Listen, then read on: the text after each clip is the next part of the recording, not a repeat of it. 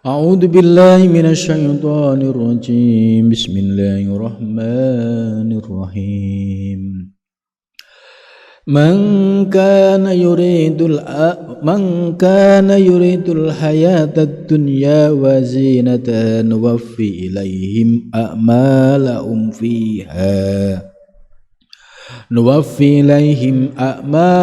fiha wa hum fiha la yubkhasun.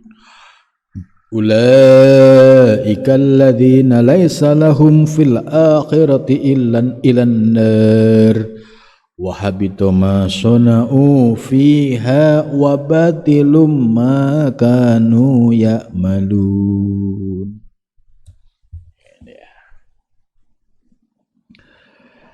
Man barang siapa, man ini isim mausul, ya, artinya menunjukkan umum, ya, laki-laki perempuan ya pakai man, ya, tidak melihat ya suku, apapun, ya, ini menggunakan kata man, ya, sifatnya umum. Man barang siapa, karena yang ada siapa man,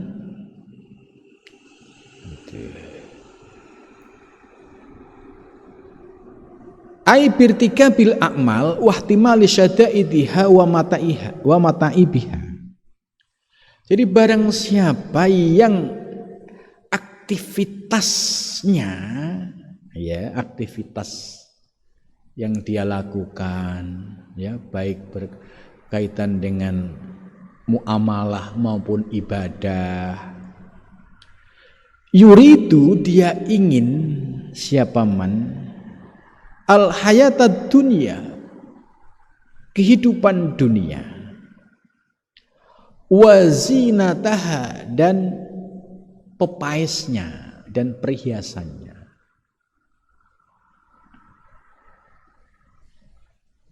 Nuwaffi ilaihim a'malahum, itu janji Allah, maka akan aku penuhi mereka sesuai dengan amal yang menjadi tujuan mereka. Wahum, dan bermula mereka, fiha, di dalam amalnya, la yubkhasun, ya, dia tidak dirugikan atau tidak dikurangi. Nah, ini menarik ayat ini.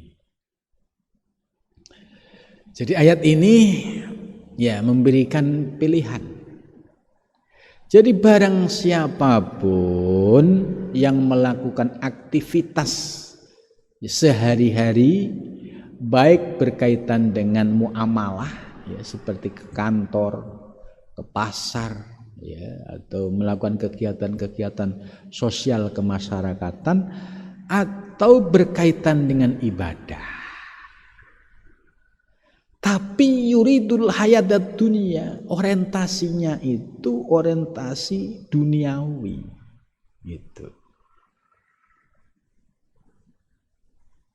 Wazinataha, dan pepaesannya dan perhiasannya. Jadi maksudnya dia melakukan aktivitas, misalnya pergi ke kantor, ya, untuk mencari ma'isyah atau pergi dagang, ya. Kalau orientasinya yang ada di dalam hatinya itu hanya ngejar duniawi, pengen sukses, ya, pengen mencapai target yang diinginkan, tapi target yang diinginkan ini sebatas duniawi.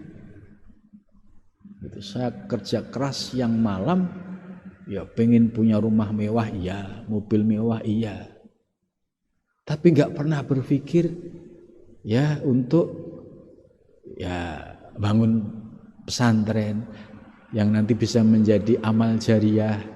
Tidak pernah punya pikiran bangun bantu masjid yang nanti bisa menjadi amal jariah. Tidak punya pikiran untuk infak sedekah yang nanti ini akan lipat gandakan oleh Allah gitu.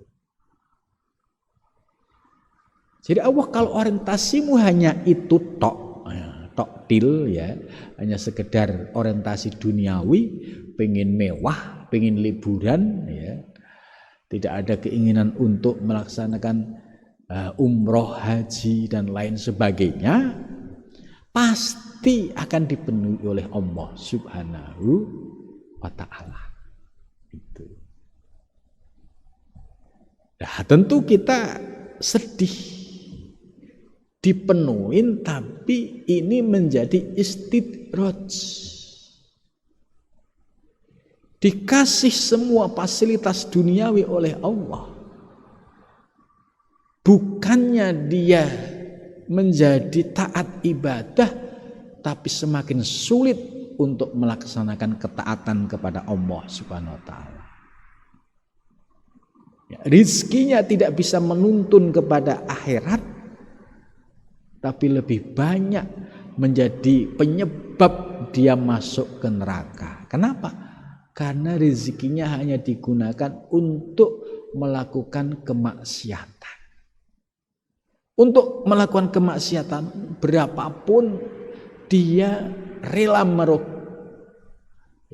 mengambil duitnya dari sakunya atau dari ATM-nya. Berapapun itu untuk kemaksiatan.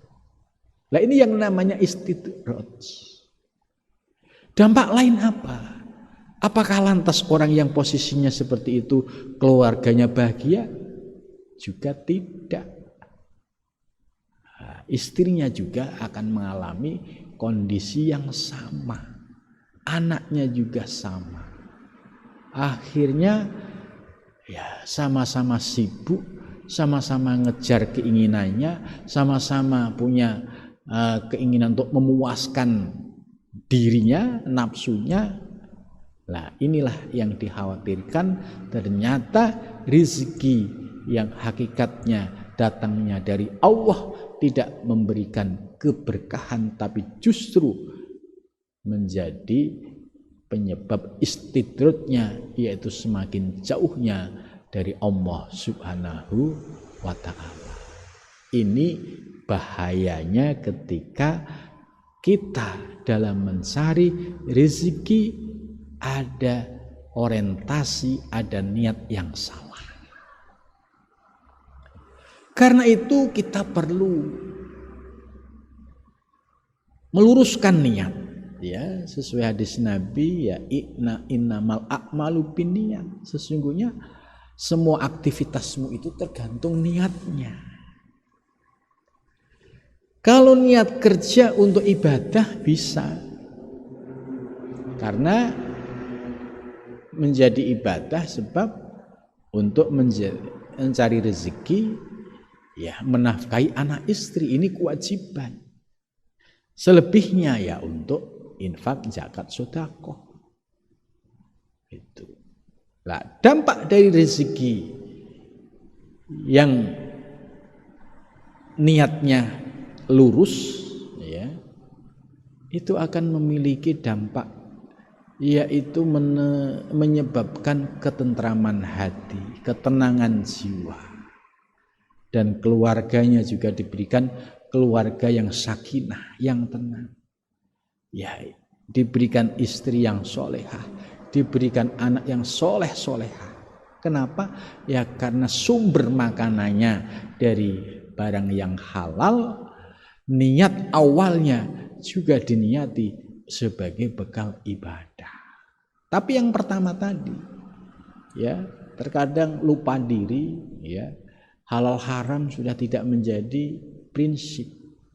Akhirnya barang haram masuk ke mulut istri, barang haram masuk ke mulut anak, akhirnya menjadi penyakit-penyakit batin yang semakin menambah masalah, ya, dan akhirnya tidak ada ketenangan dalam hidupnya.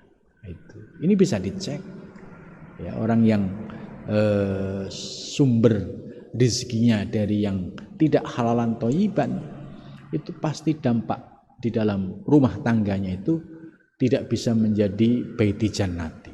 Jauh itu. Tapi sebaliknya kalau orang yang niatnya lurus karena Allah, ya andai mendapatkan rezeki juga yang diingat Allah, itu maka rezeki yang diperolehnya akan menjadi rezeki yang halalan, yang barokah, yang bisa membawa ketaatan kepada Allah Subhanahu wa ta'ala. Jadi ayat ini mafhum mukhalafahnya ini yang kita khawatirkan. Mafhum mukhalafahnya apa itu tadi? Salah niat, ya berarti yang terjadi adalah sebaliknya itu. Jadi Allah sudah menyatakan kalau kamu tujuannya hanya untuk ngejar dunia seisinya, aku penuhi gitu. Cuma nggak sadar ini menjadi istidraj dan kamu tidak akan pernah dirugikan, dikurangi itu. Nah, kemudian ayat berikutnya baru mensifati ulaika itu orang-orang yang seperti itu, yang karakternya itu hedonis, materialis, ya. Kemudian ya hartanya hanya sekedar untuk bangga-banggaan itu. Ini alladzina laisa lahum fil akhirah. Mereka ini tidak ada bagian sedikit pun di dalam akhirat.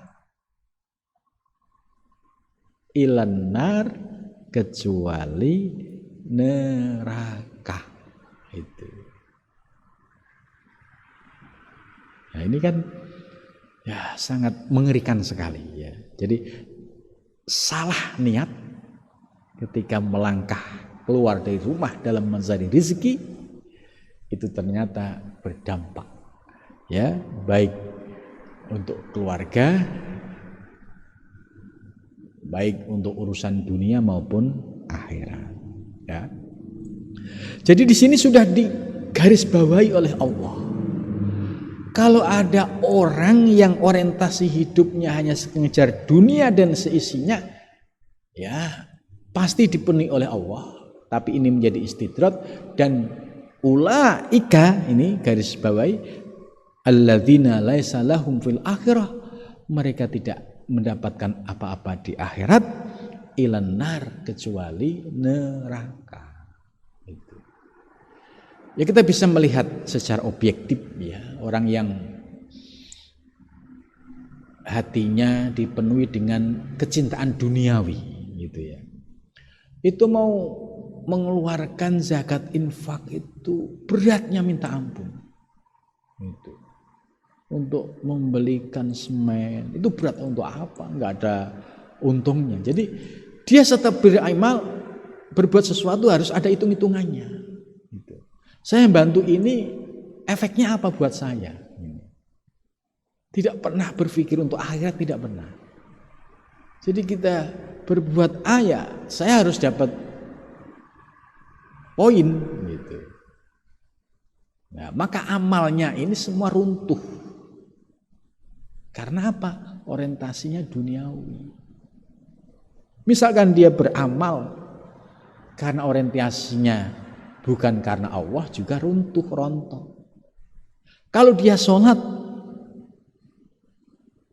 sholatnya bisa jadi ya benar, tapi niat yang muncul di dalam dirinya nggak enak sama tetangga itu, belum bisa karena Allah. Nah, bagaimana kalau sholat masih ada riya? Juga runtuh, sebab niatnya belum lurus karena Allah Subhanahu wa ta'ala.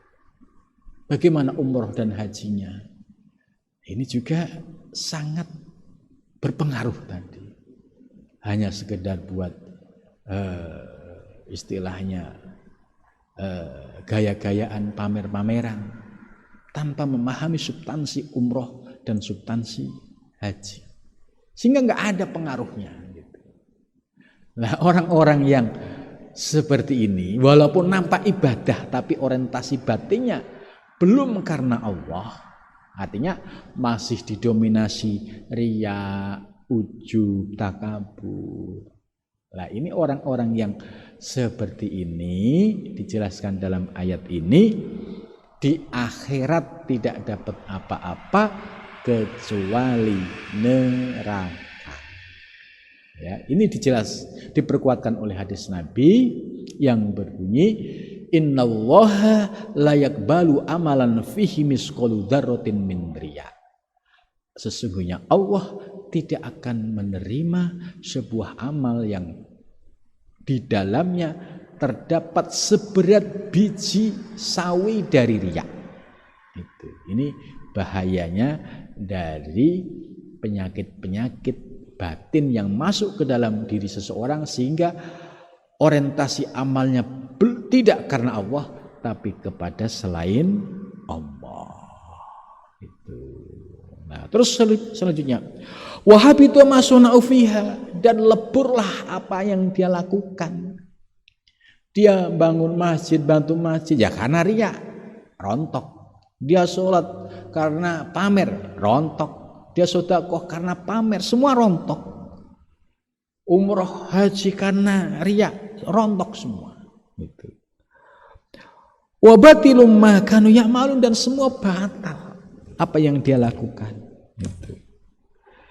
Nah, ini. Jadi ayat ini ya memperkuat dari penjelasan dalam kitab Tanbihul Mukhtarin ya, bahwa kalau batin seseorang itu masih dipenuhi dengan penyakit-penyakit batin ya, seperti munafik, riya, ujub, takabur, ini ternyata dampaknya cukup panjang. Karena itu penting sekali ya kita mencari oase yang bisa memberikan solusi ya atas menghadapi kehidupan duniawi ini. Jika kita tidak bisa menemukan oase ini ya, alangkah sedihnya ternyata dampaknya tidak sebatas dunia tapi sampai akhirat. Mudah-mudahan Allah Subhanahu wa taala senantiasa membimbing kita, memberikan bimbingan baik secara lahir dan batin, dan kita diberikan anugerah hingga wusul ilallah. Amin ya rabbal alamin.